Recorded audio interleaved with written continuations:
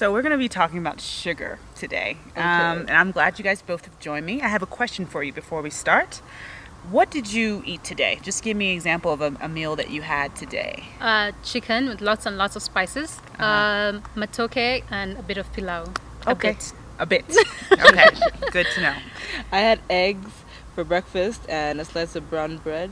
And then I had leftover goat meat at lunch. With Okay. kachumbari, Ah. which is, I don't know, the like tomatoes and Onions. pepper and Yeah. Yeah. Okay, so both of those sound, I think yours sound a bit more healthier than yours. That's okay, but that's not what I want to focus on today. I want to talk about sugar, and I think both of you guys, whether or not you realized it, ate something with sugar today.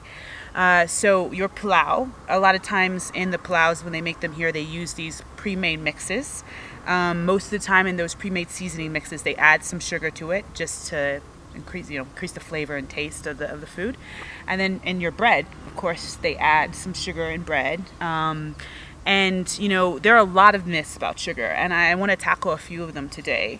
One of them being example that I just gave, that it's in a lot of stuff that we eat. So, your ketchups, yogurt, salad dressings, of course, all sorts of sweets and cakes, and those are what we normally think of as sugar. But a lot of the processed foods that we consume today have a lot of sugar in it. And that's what makes it taste good a lot of times. Yeah. And, we heard a good piece of advice from a dietitian once was that if you want to be healthy and you want to stay away from sugar and stay away from foods that are high in fat, work on the outside of the grocery store. So the outside of the grocery store has all the good stuff. It has the produce, it has the meat, it has like the dairy products. The inside with the shelves has the processed foods, the prepackaged things that tend to have a lot of the sugar in it. And, one of the things that people don't realize about sugar, and one of the myths about sugar is that, I can just have one. Yeah. I can just have one candy bar, just one ice cream here and one piece of cake here. But sugar is very addictive. Yep. You can attest to that? Yes, I can. I'm like a cake zombie myself. Yeah, so are you a cake zombie? I am. Well, it's good to hear because they've done some studies and they've watched people's brains when they eat sugar, and it affects the same part of your brain that they also see affects people that use drugs.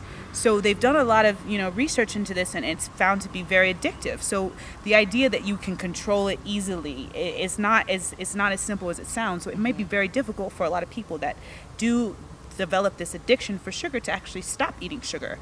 And Chantal, I don't know, maybe in this U 2.0 process, you found it's a bit more challenging. Yeah, it's challenging because I had a Coca-Cola addiction for a long time. I'm really a fan of Coke, and so that's like my biggest thing. And then I cheated once with a Coca-Cola, and I got sick. I got like a headache. I was shaking and shivering. I looked like I had malaria. So I definitely think that was effects of the sugar. Yeah. But my question to you would be: is it true what they say? Like, from I know for myself, whenever I feel like I'm actually a good sugar consumer because I feel like I don't take too much of it. With my tea, I'll take 1 teaspoon, or normally if there's like an option for honey, I'll go for honey. I'll go for products with little sugar in it. But is it true what they say about natural sugar and this normal sugar? Is it true like when you have natural sugar then you're okay, you're in the safe zone as opposed to someone who's having 10 teaspoons of sugar? No. Unfortunately, honey is the same thing as so sad. as a Just when I thought I'm processed healthy. crystallized sugar, any sort of other form of sugar, because we have to look at how it affects it. What it turns into in your body is it turns into glucose, and doesn't matter if it's coming in the form of honey or if it's in an ice cream or if it's in a cake. It's all going to have the same effect. And so, we're kind of lying to ourselves to saying because it comes from bees that it therefore must be just so wonderful and natural.